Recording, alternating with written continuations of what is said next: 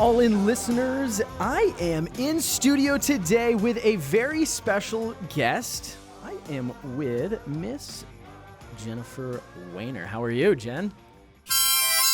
I am doing amazing.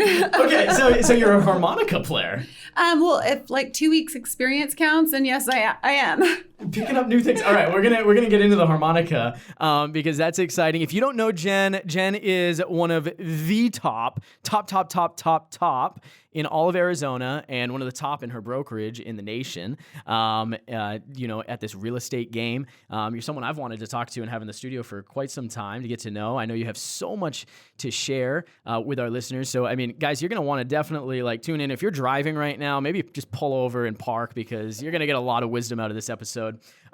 Jen, I guess just take us back before real estate. Before you were a real estate mogul, if we want to use that word, what were you doing and how did you even get into this business in the first place? Well, it all started in Riverside, California, when I came out of my mom's body. No. I grew up, I wasn't one of those kids back. I was kind of bullied. I was an introvert and books for my friends, but I learned so much. And so growing up in my dreams, it was never who am I going to marry? And I'm going to have be at home. And it was I didn't want a boring job. Or I'm if you're going to go all in, go be amazing. So it was, 1 year as president of the United States, but I don't want that many negative commercials about me to go out. So, so I'm saying no on that. But, it was about doing something for myself. So when I was graduating high school, I got the heck out of Riverside. I went to fashion school, and then I eventually Long Beach State. But that was always Plan X. So I was I'm getting a business degree, Plan X. But the interesting thing in my life that happened was my life changed. And when I had my daughter, I got pregnant my freshman year in college. Wow. And had to pivot. And I don't know, I told my daughter this, now I have 4 kids. But when I felt she came out, I could never live, I had to live for something more. It was such a vulnerable love, it hurt. I couldn't be selfish. I had to do the right thing. And not that I was necessarily selfish, but I came out of trauma. I raised myself. I was homeless for a week right before college. And, there was a lot of things that I had to get through. But when my daughter came into my life, I had to separate myself from the bad people and things and events. And I had to get back to my roots and, living humbly. I lived off $600 a month, and that is not fun. Food was not exquisite. Come on. I was working as a cocktail waitress and going to college, and it was I was pricing out tanning salons, hair salons. We actually had some friends that were flipping homes here. This is 2003. And I looked at what I had. I looked at what our rent was in Huntington Beach. And I'm oh my God, I could buy 2 houses for less than what my rent is. So let's do it. So I'm bye guys, finished up my semester and got out here, flipped homes. I'm why not get into resale? I'm getting be an agent, work with investors. And I'm let's develop. Let's build luxury homes. Let me buy every house I possibly can. And then 2008 called, wanted its money back. And then I had to pivot again. So it's been interesting through the years how many times I've had to pivot. But I'm not the kind of person that wants to do the same thing every day. Every day. I if there's an easier way to do it, because I think I'm a lazy person inside, just finding a better way to not do all the stuff I don't want to do. I'm if I'm going to do it once, everything is such a system and you have to love the process. So it's when I'm going to this is back in 2005, if I'm going to make the same email, I'm just going to put it in a Word document. I'm going to that way I don't have to rewrite this whole, and I want the words to be great because I love books and I love reading. I love Shakespeare, I'm it's the client's experience. I want these well written. I'm not going to do that every time. So I'm going to copy and paste. No, fast track today, we have way better systems to just automate it, but a human to write that, to know how it's going out in, what segments, and you can get deeper from systems from there because I'm a systems nerd. But yeah, that's it. That's what got me into real estate. And it's I saw really team building. I got an assistant within the first 6 months of my business. Okay. That was 2004. I didn't know what I was doing. I was yeah, this is the splits. You do this, I do this. But then when we went through the shift, like I was on my own. I was literally giving birth, like on the line with the supervisor to save a short sale that was going to foreclosure. And they're like, the baby's head's crowning. I'm like, I need 5 minutes. This is going to go to foreclosure tomorrow. Dad was doing a BPO for an REO in the corner. It's like I needed leverage, And so we went, like, you always have to look at what the future is doing. And so and also what your personality type is. I'm not going to be somebody that's like joining a country club and working referrals. Like I love people, but I'm also an introvert. I like my cocoon. So I loved internet and I loved like video. I loved, all the technology, things that you can scale and build. And then I love people because I've, built a team. Didn't really build it until 2014. Okay. And really it was a small team until 2018. And I'll say it's been a lot of lost sleep at night. I don't know if I have gray hair because I'll never know. I dye my hair. Yeah, you dye it. Okay. It's not a. I don't think anybody would believe I'm a natural blonde because it always changes. But no, that's what got me into real estate. Wow. And it's also so exciting. As much of changing it is, it's like understanding the experience, I've learned psychology at a deep level. I feel like I can be a psychiatrist sometimes. Oh, definitely. I say all the time, I'm a therapist.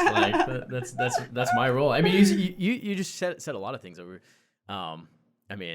very interesting there. I mean, one of those that I've actually never considered, now I'm pondering it, is you said I'm an introvert and so I like video. And I actually think that's really cool because I think that's counterintuitive to a lot of people who are introverted.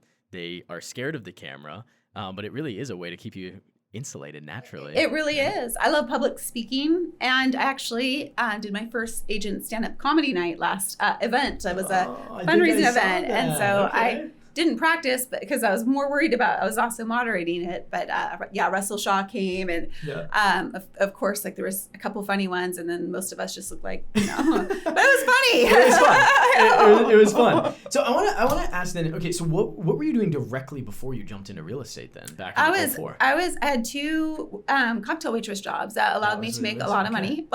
For back then, where I could go to school in the morning, spend my afternoons with my daughter. I only had to work 3 to 4 nights a week, sometimes 3 nights a week, 2 nights a week, depending on, and plus I could, I know how to, I load my classes, and I'm luckily, like, school's easy. So, I was, and, was paid for through student aid. So, and I actually love business, and I love some of the other topics like art history and like world religions and philosophy. And, there was some and then I loved, like economics, and I loved law, it was like, there was so much of it that I loved. So you're just a learner. I mean. Yeah, I'm the most probably curious person. Like, sometimes too much. It's annoying. Well, I mean, curiosity is so important. I mean, especially in an industry that changes all the time. So I want you to, if you would, I want you to take us like back into like, 2008 in that like first shift, because I mean, a lot of agents, I mean, like 97% of agents like today did not go through the recession, right? I mean, it's like a ridiculous amount of agents. And so I know mindset's like so important to you. I want you to take us back to that. And when you started to see things like crumbling around you and in the industry and all these different things, like what were some of the things that just like fortified you and your mindset so that you kept going through that and like actually like survived it? Yeah. Well, I will say I was actually a highly functioning alcoholic. But there was years I got pregnant. So like that, there was a lot of different ways I coped, sometimes healthy, sometimes not. But, I learned to pivot. So I got into short sale. I got into as many REO accounts. But I really didn't get into I learned collaboration in 2009, like joining a mastermind group, coaching group. Okay. And then the value of the relationships. Because I had been excluded. Like if I was building 12 luxury homes. I had like 4 multifamily homes. One that was like in disruption with this. I was like, the city of Phoenix was suing me. And I'm like, what do you want? An IOU on a Post-it note? Because that's about all I have here. And it was such a level of like despair. I went almost to defeat. And if you're an alcoholic, and I actually realized, because I actually am beyond the real estate book, I've already have an agent for a memoir. And, I struggled with alcohol addiction for 20 years. But in that, I also saw the superpowers of an addict. And now 4 years later, without alcohol, it's like going through struggle now. It's like there is no like escapism, it's like, and you have to escape out of your mind. So, hot yoga is like my new savior, hiking, working out, music, art, pouring into all these other aspects. My kids, it's like just sometimes playing with my kids, just like simply playing with my kids. Like it is like escapism, it's like that imagination. And, my kids like save me. And I don't think I'd be here like without my kids. There's too many times I should have died. I mean, flipping a car on the freeway in the middle of the night without nothing wrong with me, but I do believe that God has saved me for a reason. It's not selfishly for me. It's like to share my story for other people, to know that you can get through things, it's not everyone has the same experience. It could be other limiting beliefs. Like I can't be happy without alcohol. I can't network. I can't get on public stage without alcohol. It was a limiting belief of mine because 4 years later, I'm getting on the biggest stages I've had. And I found like myself on stage. It's like, sometimes I love people, but I need my cocoon. I need to like, nobody in like a 200-mile radius. I go hiking for like 8 hours on my own, and I'm in bliss. Wow. So as a 100% extrovert, like I don't understand that, and that's really neat.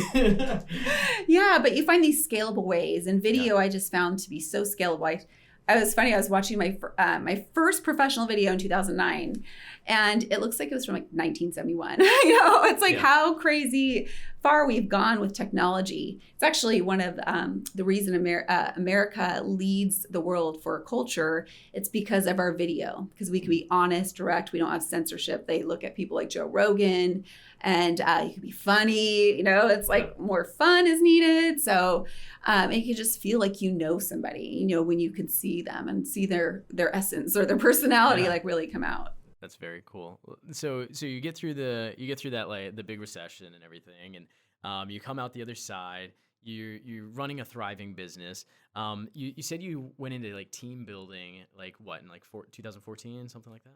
Yeah. So 2011, I got contacted by an investor, and he flew me out to California. And really, what I think about when you go through these like traumas or defeats or phases of your life. Is that you're very humble. It's more of like kind of like an ego dissolution. And we were blogging and just doing all we could to show up on the internet. So, to get, lead generation. And this guy picked me and I did not have the resume that, the other people had, but he said that I was so humble, but also, knowledgeable in my trade. So, that year we flipped 50 homes, and then I would be in contact with buyers. And then I still work with some of my REO buyers, people that bought like 15 properties. So I still work with one of my original clients from 03.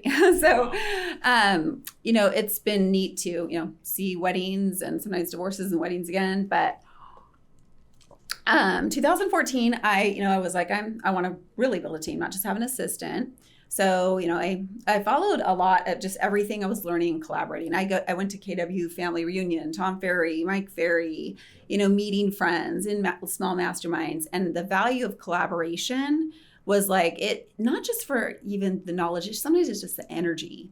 Sometimes you feel very alone, the more at the top you get. And you feel like your problems are like, oh my God, like what's wrong with me? But when you're like all have the same problems and they're like saving you from making 10 more fails, Yeah.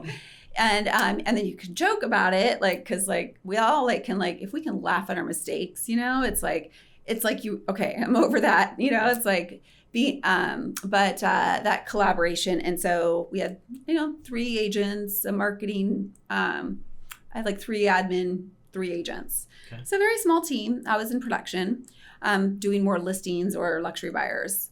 And then 2018, moved to EXP. I wanted to grow it bigger, and I also knew that in a shift, I needed multiple passive forms of income, and that not just me, because it's like at a certain point, it's like I got myself covered. It's like my agents, my employees, like all the people that like signed up, to be in this business, I owe it to them too. So, and that collaboration was key. It was like my mentors that were already my collaboration mastermind people, and they had amazing businesses, but they also were amazing personally. Like they also had balanced lives. They also had like kids that they spent time with, Imagine that. Yeah, I mean, gosh. And I've always been into leverage and being able to spend as much time with my kids as possible. Sometimes my kids worked with me. I would take them on showings or open houses, but it's like, leverage is so key, and also just for your own sanity. Yeah. I want to pick up on like this idea of collaboration more. And, sometimes we get so in our business, in the day to day that we never step outside of it, let alone step outside of it with other people to, get eyes on the business. And so like, what have you learned, Jen, with collaboration and how collaboration helps you scale to the next level? Can you share any like just best practices or things that you've learned? Yes, and Chris Voss, never split the difference. He took a twist on a Darwin quote, and I love it. It's not the most intelligent man nor the most capable, but it's the most collaborative species that ultimately survives. So had I had the mentors that I have now back in 2003, or actually 5, 6, they would have told me, stop, don't buy all that crap, and also, hey, like get into REO accounts, not commercial and network marketing. You know what I mean? I could have saved a lot of time and I could have thrived during those times. And, and I'm sorry, back to the original question, the collaboration piece. Yeah. What was the question again? I mean, just like, I think some people just don't step outside of their business. This is what I was going to say. I'm sorry. No, ADD. They say like getting away, when you actually go and travel to a different place, when you are in like if you're in burnout, if you actually know what burnout is, it's a failed purpose. When you're not bringing joy to your day, you can burn out and you not even know why. But there's a reason why they say to get away. So whether it be like sometimes it's getting away with your family to camping. And I have an RV. I love nature and I think nature heals. But even if it's a vacation, your favorite spot. But if it's for professional, like I have always found so much value in going to big coaching events. So Mike Ferry, Tom Ferry, Craig Proctor, now my EXP group. But it's those people you meet, it's those friendships you make. And it's like not necessarily like, or how am I financially incentivized? It's like the people you already like were calling before, and you need those people because you need the people to be honest with you. And people that are doing what you're doing or are where you want to be, and professionally and personally, because if I can find out how to have more time and work smarter, not harder, and have more time to learn Italian, harmonica and piano and dance, and I'm learning gymnastics. So it's it's more time I can do to live like a full life without like sacrificing the business, because they say that like their life is not like there's like a myth that there's this happiness. Like everyone's happy. You're going to have a crappy day. You're going to go through a crappy season. Crap things are going to happen to you, but it's like how you handle it. But you're going to pick your suffering. Life, what suffering path. And so I'm like, why don't I suffer a lot so I can be rewarded later than just delaying the suffering. Like going to the gym in the morning. I'm not going to say that my coach, I picked him for a reason because he's really like horrible. I love him, but like he tortures us. And, but that's a suffering. But what's saving me is it's going to help me live longer. It's going to let me be able to play with my kids and my grandkids, hopefully soon. But it's, it's like I'm picking my suffering. Yeah. And I think servant and giving back, there's something selfishly that feels so good about giving back to you, when you have been and lost everything and then you've made, where you feel like you have security. And very few people from Ramona, where I grew up, like had that mindset. And it's like a feeling of gratefulness. Like, and when you feel grateful, it's like being able to be giving back to the people that have been like they have their own limiting beliefs. They have people that aren't listening, or people that are just, more negative mindset, scarcity mindset, fixed mindset. Even if it could be their families, like, just go get a job, and then retire at 65, and let's get into a contest of who can retire the fastest. Like, that is just not, like, mediocrity is not what we were built for. So the challenge, in real estate, and have it be so personal, like people's homes. That's where the most innermost private memories happen. The beautiful ones, the dark ones. But, even through all that pain, that's where the beauty comes from. They say that people on average listen to a sad song 750 times. On average, happy song 150 times. So people, there's a lot more passion behind, like, when you're defeat, they say it's the closest to hope. And hope is the biggest thing that we can always have, and hope for like infinity, as Carl Jung said. I'm into philosophy, but it's like when there's something bigger than yourself that you believe in. And they say if you're, we talk about why, but you're, as long as you have your why, the what's will come, and that why, like having it be for my kids, but now like thinking about it in legacy, like at a time where we are the Ukraine's in a serious war, like we are in a serious, like mindset war, I would say, here with limiting beliefs and what could be and sometimes you cannot conform to be the masses. You have to, be an individual and sometimes go against the norm of what's popular and stopping caring about what so many people think, because every single person is an artist if you really look at what the artist is. And that's why I bought the harmonica, by the way, because I thought, my kids pick it up, like anybody could sound good. I got the violin and Oh, no. Not everyone can sound good on a violin. No one want to listen to that right now. Yeah. But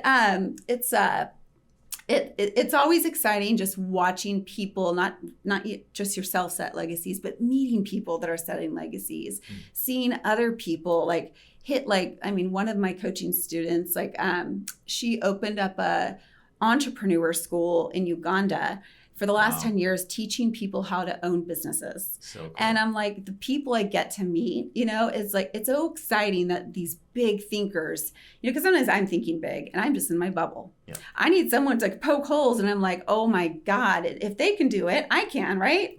Maybe in my own individual way. But I think we don't realize that when we don't get outside of our own circle. I don't think we realize, what possibilities are out there, and we really lose that imagination. And I think when you start to collaborate with other people and you are willing to be vulnerable enough to put yourself in the rooms with people that are doing far more than, we are, that's where just like the mindset can expand so that we can actually go back into like a growth mindset. You said something about,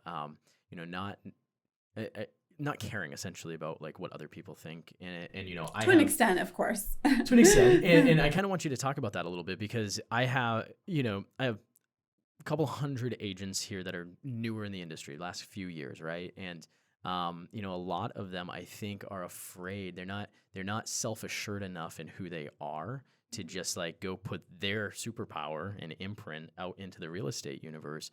Like what would you share with them if they're feeling like, man, I just like there's nothing unique about me or nothing special or I'm not confident enough? Like, what would you say to them? That is a falsehood, and you need to check yourself before you wreck yourself. So I need you to go back to childhood, and childhood trauma, I've done a lot of talking about, and I'm not going to the dark side, don't worry. But when you go through that, think about your dreams when you were a child. Like, what did you want to do? What did you want to be? Think about the grit. And I know, when I get to meet people, I'm like, I go deeper, go home. And I know a lot of people, and I know a lot of people's life stories. And I meet people they might have been first year, but the grit they've gotten through in their personal life or their professional life, what they've gotten to like be here, wanting to do this business and being excited about it. I'm like, give yourself credit for the past grit you've gotten through. The past, maybe you're bullied, maybe it was really challenging you to pass college or a sport you excelled in or whatever it is. Think about maybe all the words that are in your head. Whose words are they? Were they yours? Were they like family members? Were they like, an ex-boyfriend? Whose words are they? Would you say those words to your best friend? You can't do it. No, well, why are you telling yourself? Because my first year I did sell 46 homes and I took a lot of market share away. And I remember I'm like an anchor person. So like, I'm like, when this guy, he's a big agent. He goes, it was my own flip and he was trying to out negotiate me. And I'm like, he's like, honey, I've been doing real estate since you've been shitting your diapers. And I'm like, and honestly, I was going to give in, but I went $5,000 higher. So I'm like, but I was from Riverside, I got through some hard times. Like I got through, save enough money. Like, do you have any like crappy customers I had to like put up with, to get those tips, to like bank it so I can buy flip homes, Think about the grit you've already gotten through and give yourself credit, because there's someone out there that's probably doing twice as much as what you're thinking right now. Yeah. What I hear when you say all that, Jen, is don't discount life experience. Yes. Yes. I think sometimes we get into our head that, hey, I'm new or I haven't done as much as, and we discount the life experience. And when I sit and talk with successful people like yourself, it is the life experience that brings you to a point of being able to be successful in really whatever avenue you go in.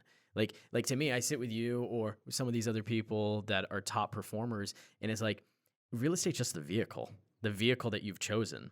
It's that life experience that has caused you could go, sell cars and you'd probably be successful at it because you carry all that life experience in with you.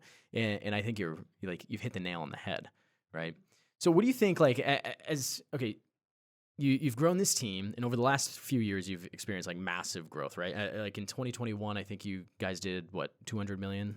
Yeah, and my team's on track for 300 million. I started a real estate school, so for the last year, I've had we run like a every day for new agents where they learn how to be a real estate agent. So that's called our fast track, and all of our agent partners at EXP like are able to send their buyers through. So I'm like, if I'm going to build it for one, why not build it for more? Yeah. And now I'm scaling that nationally. I am publishing a book.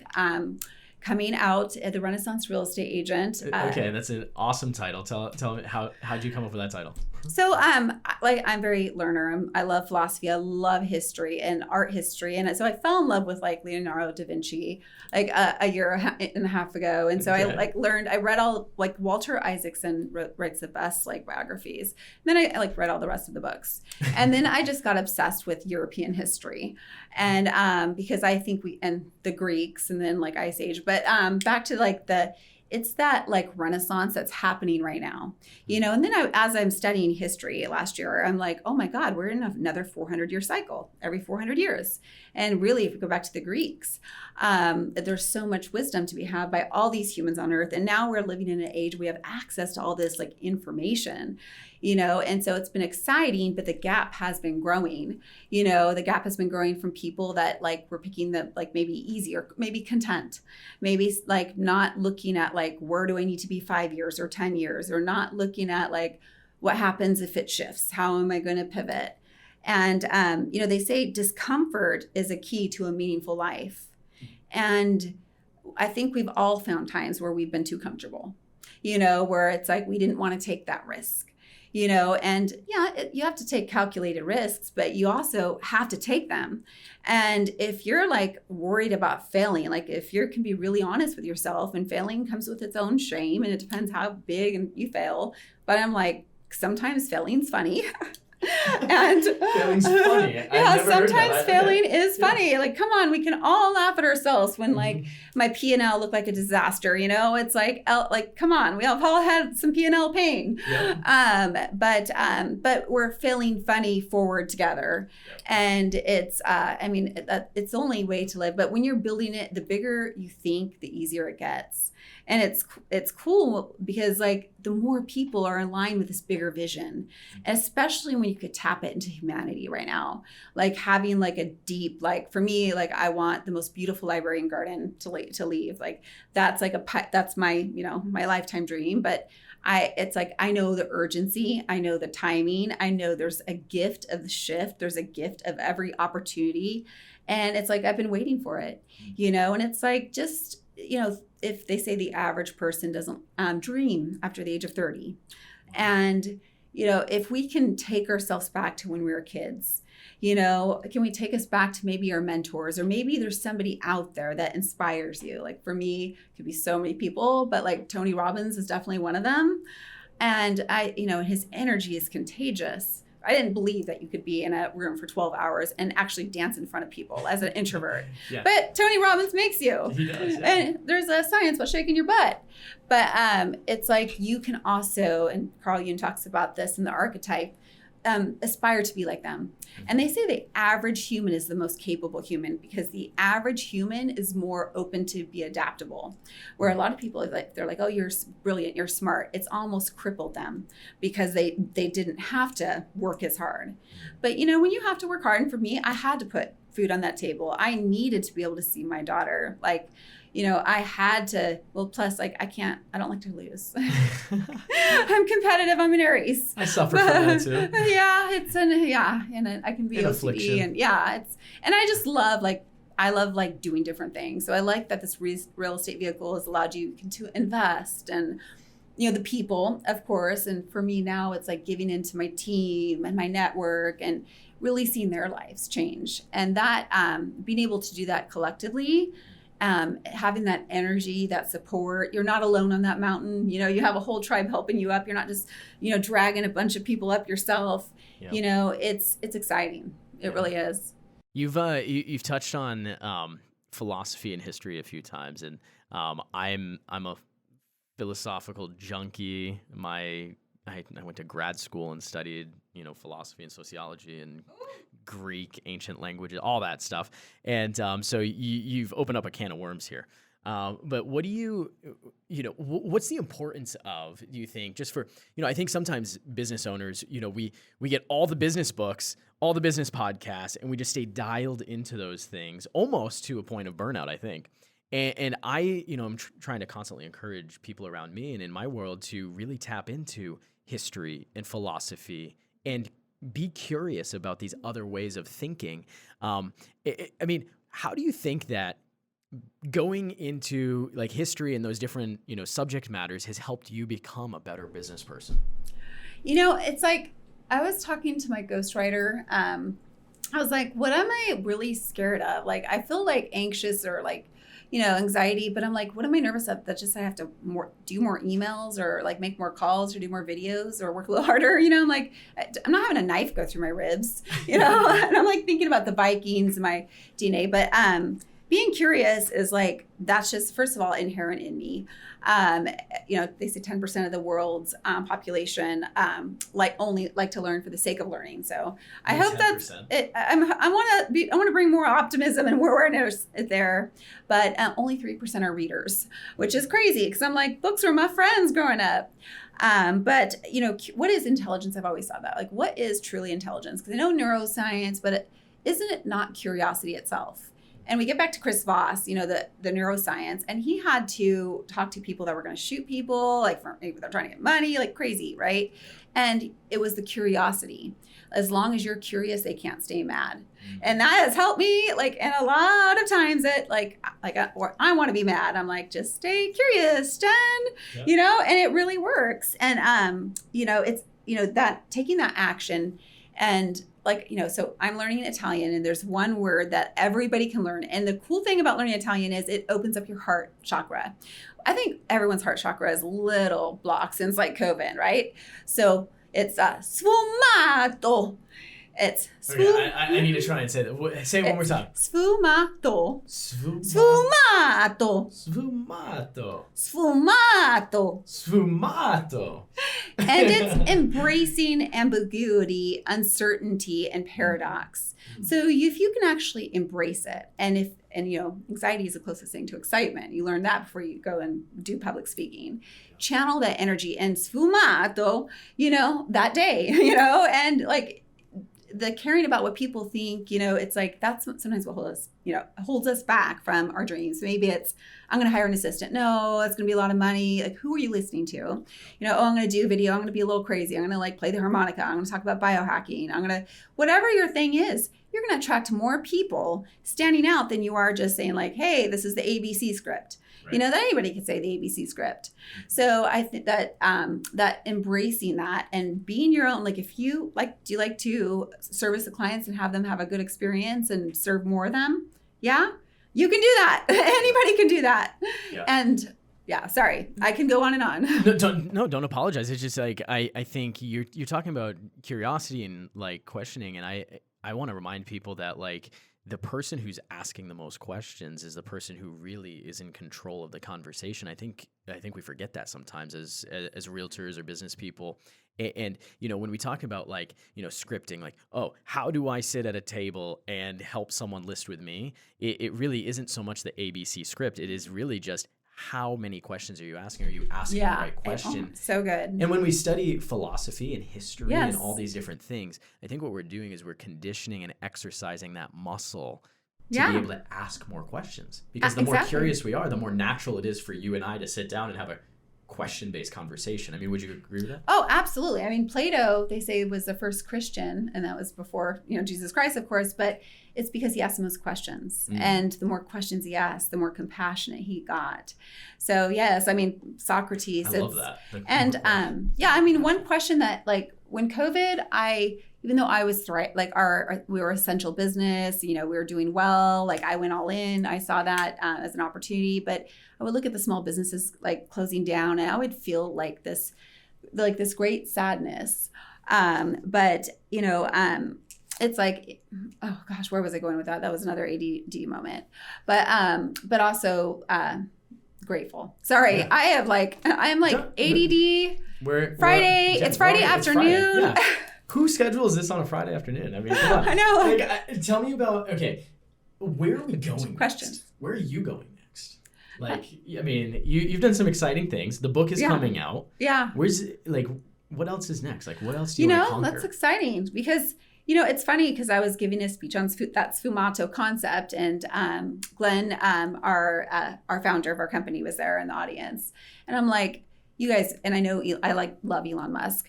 And he said that we're going to be colonized on Mars 5 years minimum, 10 years maximum. And I am like a dork, like astrologer, but also like astronomy. So I have my app and I'm looking at all the SpaceX between Mars and Saturn, Yeah. you know, and I'm like, okay, like we're going to be colonizing Mars in 5 to 10 years. Glenn, I want first dibs on expansion team. Yeah, I love it. And I'm like, I don't know, but like the bigger I think, it's like my dreams that I had, like that library is like become even smaller. Like I want to accomplish that and then more, but also help other people accomplish it. I think that is like one of the most beautiful concepts that you've brought out today. Like the bigger you think, the easier everything else becomes because you start to, I think it gives you perspective, right? Like, and even back to the history and philosophy thing, the further back you look, the more like our time here is so insignificant, and yet it becomes more significant because now we're thinking in terms of like infinity. Exactly. And I just think that's really beautiful. And I don't think a lot of people think like that. No, I don't think that we're challenged. I mean, I can go on an anger rant and talk about like academia and mindset and society as a whole, but we're not taught to learn how to think. That's what my kids are in a classical education, Candeo, and I just love it because they teach people to think, and they're like, questioning in itself is good citizenship, you know? And so I love that because I love to get to know people. I love their stories. It's going to be what connects me. Like we'll talk about the business, but like, let me get to know you. And like, where's your trauma? No, it's, but no, it's, we can learn so much from what like societies have gone through. We could see that, you know, if you look at Mesopotamia and like some of these, crazy things, you know, how time is so fleeting. And yeah, I'm 44, you know, so I definitely feel that. But when you live for something so much bigger, it's like, I'm going to pick my suffering, but it's going to just be in the form of discipline. And, you know, I'd love to like stay up till 12 on Clubhouse, but I'm going to have to go to bed at 9:30 so I can get up at 5, you know. It's sometimes the sacrifices that we're willing to make, not just for like, you know, our lives, our kids' lives, and be able to travel and have R&R and go and visit these amazing places. And when it's available, go visit Mars. Like, exactly. I hope so.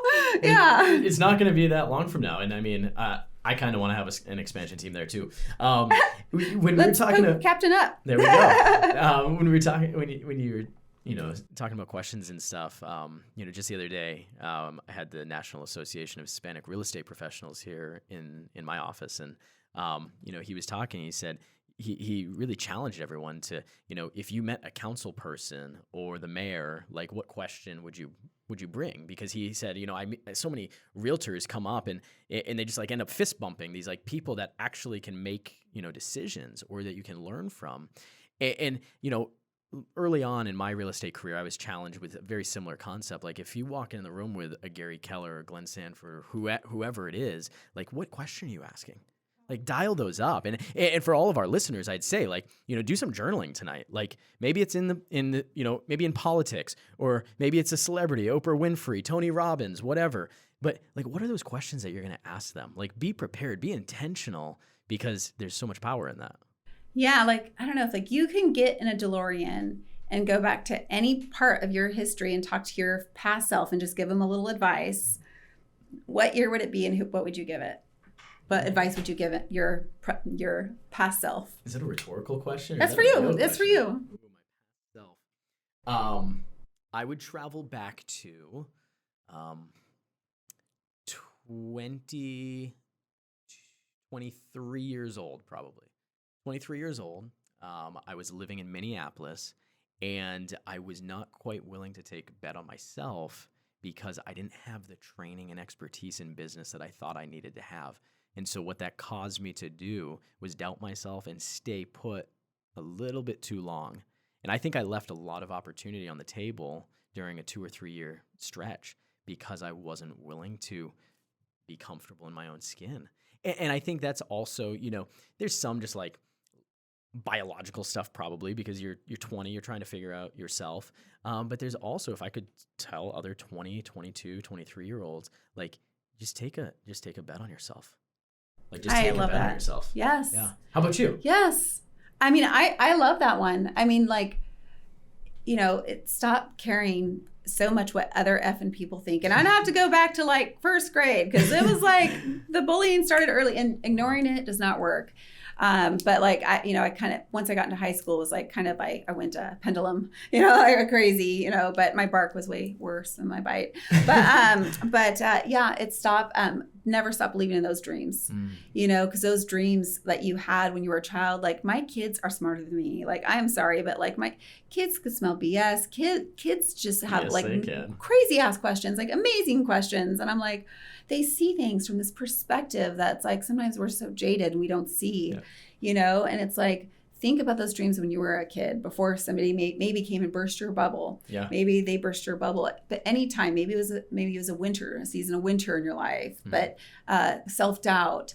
But then also think about your wins and like what you were doing, what you enjoyed. Because if you find the joy in what you do, you'll do anything, and if that you're working for something big and something that magical, because back then it was like magical. Come on, like Christmas, I really thought Santa was coming and I was like magical. Until you were like 35. And maybe we can make Santa with Elon Musk's help, come true. Maybe we can. I love it. So much good stuff. I mean, we could stay here for hours and talk philosophy and imagination and curiosity and how it plays into real estate. One quote on that. Yeah. Logic will get you from A to Z. Imagination will get you everywhere. Ooh. Albert Einstein. And I think he knew a thing or two. He knew a thing or two. Yeah. And he had really cool hair. So, I mean, listen to anyone with really cool hair. I'm going to transition us into the last segment of our show. 3, 2, 1, action. It's the same 3 questions I ask every single guest on this podcast. You're in the hot seat. You ready for this? Oh, no. Okay, anxiety to excitement. Here we go. Question number 1. Who has been most influential on your real estate business and why? Oh, God.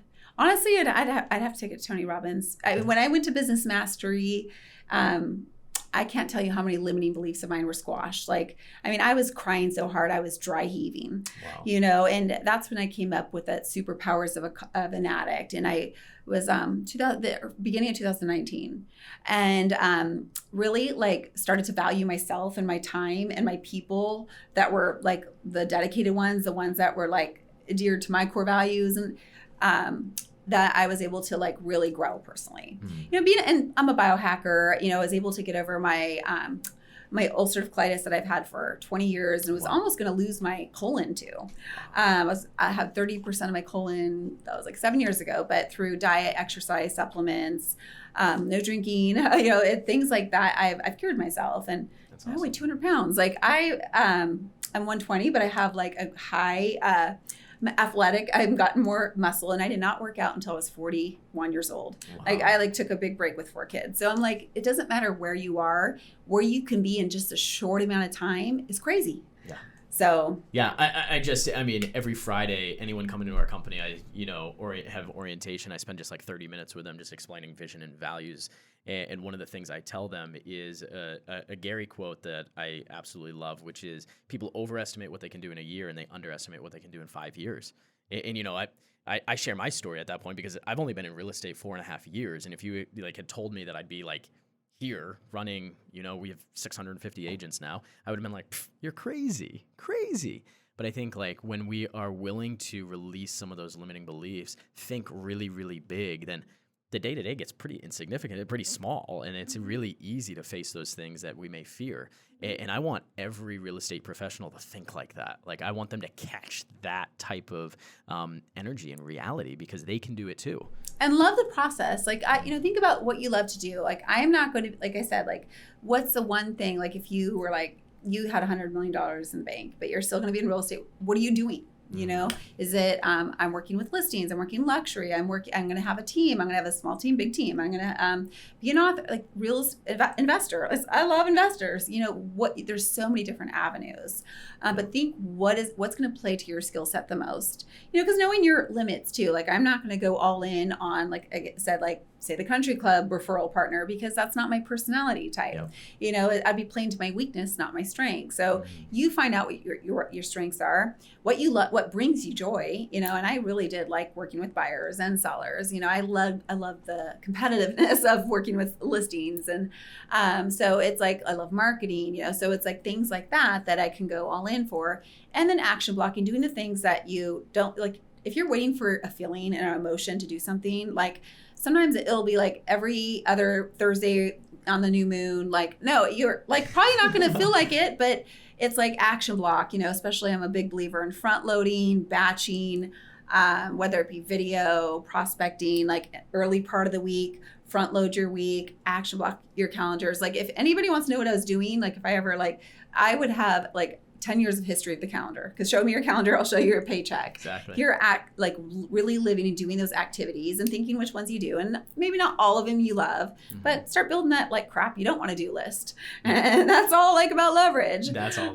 So yeah, and I definitely have like had that list growing, and it'll grow for years because there's a lot of things that I don't want to do. Exactly. Well, I mean, this is turning into not rapid fire because I just want to have a conversation with you about this now. Philosopher. Because, exactly. But like, no, your not to do list is. You said earlier, I think I'm just lazy and don't want to do so. I say that all the time. Like my ultimate what fills me up is how do I not do all of this stuff, right? And so it's like, yeah, have a not to do list. We're gonna have to have another episode on just action blocking and that whole concept. But I'm gonna ask you question number 2, Jen. Okay, question number 2 is what book has been most influential? You know what? It's probably that's really hard to say, but I would probably say your own. The 4 Well, no, I would say like I've read over 200 books last year, but the 4 Agreements is my favorite. I gifted over 5,000 books of those because you can buy $3 of those books on Amazon.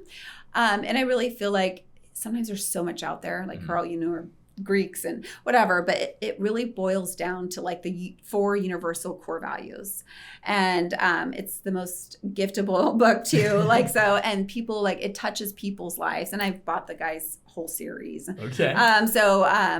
But that's one I would say anybody can read. Anybody can read that book. Over the last hour, I feel like we've become friends, and I've liked you more and more throughout the episode. And now I really, really like you because you know whose favorite book that is?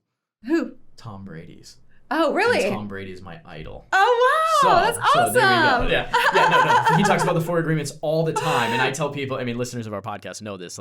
I'm from New England. I'm a diehard Pats fan. I grew up watching him. I think he's one of the best leaders and business people out there. But you guys can all hate me. I know. You guys always give me crap anytime I bring up the Patriots and Tom Brady. But the 4 Agreements is so good. Question number 3. This is the All In Podcast. We challenge listeners to not just take these concepts, because especially you and I as philosophers, I think we can stay 35,000 foot view. We can stay theoretical. But let's talk tactical action. If there was one thing given where we are in the real estate landscape right now, Jen, one thing that you would challenge real estate professionals to take from what we've talked about today and go put into action, what would it be? It would be different for depending on the agent, but having a system you have to love the process. Whatever the results will come, or maybe they won't, but love the process. So do you have a good grip on your processes? What are the biggest things that you're doing that are like bringing revenue, that are doing the best, that you're bringing, you're doing the best, you like to do the best, and maybe the other stuff that you're taking more on, but you don't like to do. In that, take action that day.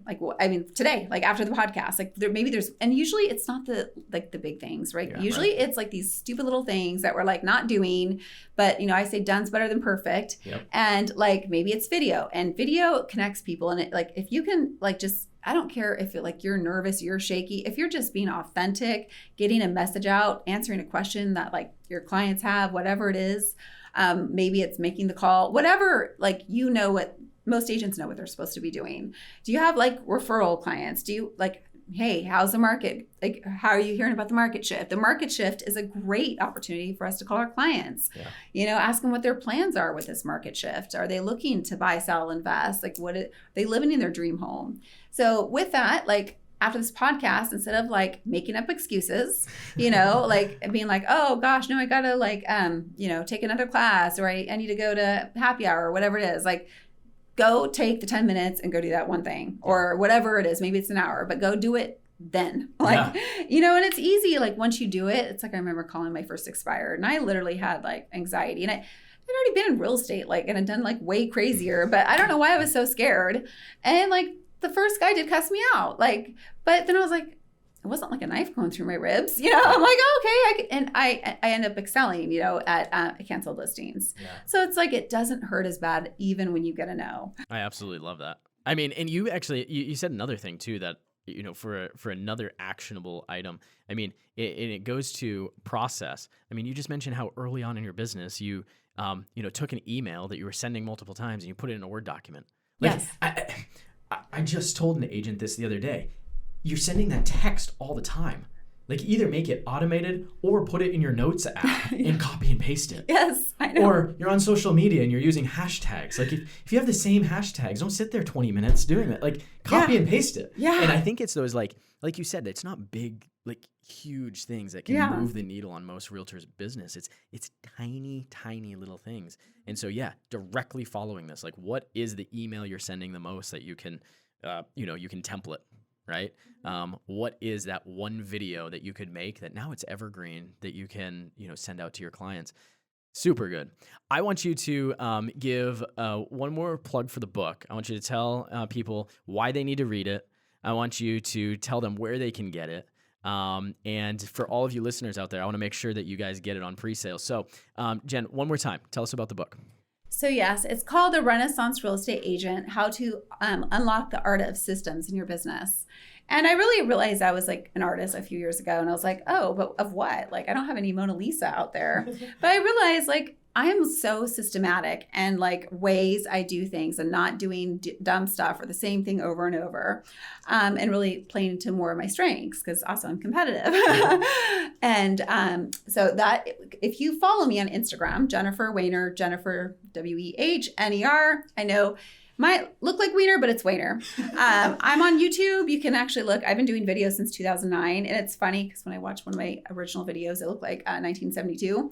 But that's how far we've come. But if you Instagram is the easiest way to get in touch these days. It's one of my calls to action, even in video, because it's so easy where you can meet people anywhere.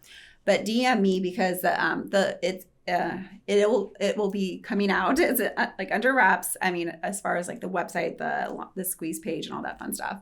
But that's it's been completely done since February. But I just got the cover design and layout, so I can see every page. Wow. So I'm in that approval right now, and then the PR starts. So, but if I can sell 5,000 books, that's it. I can hit bestseller list, and I actually do. I'm under contract with an agent to write my memoir, and I got talked into that. That wasn't something I went and sought out. So, I love it. So let's help Jen hit bet. Oh, go ahead. Sorry, one more thing. I also coach. So I I found my passion in coaching. And so I also have 2 coaching courses that are video as well as in-person coaching. So if you DM me on Instagram, go from there. You're gonna get it all. Yes. I love it. Very cool. So we're gonna link that up in the show notes. I want you guys, let's help Jen hit bestseller list when the book comes out. We will link it up then as well. Jen, thanks for hanging out with us. Oh my gosh, thank you. This was like I love this. Just I hope I didn't talk too much. No, not at all. So Gemini in my chart. I absolutely love it. We're definitely going to do it again since you're just up the street. Guys, this has been another episode of the All In Podcast. You know what I tell you every single time. Don't just sit on this information. Go take action on it. And as always, go play All In. Hey guys, thanks for listening to this episode of the All In Podcast. We want to invite you to find all of today's resources from our show page at aipodcast.co. We also ask that you take just 1 minute to leave us a review on iTunes or wherever you get your podcast. This is how we grow and how we're able to bring you the best content each and every week. Now go play All In.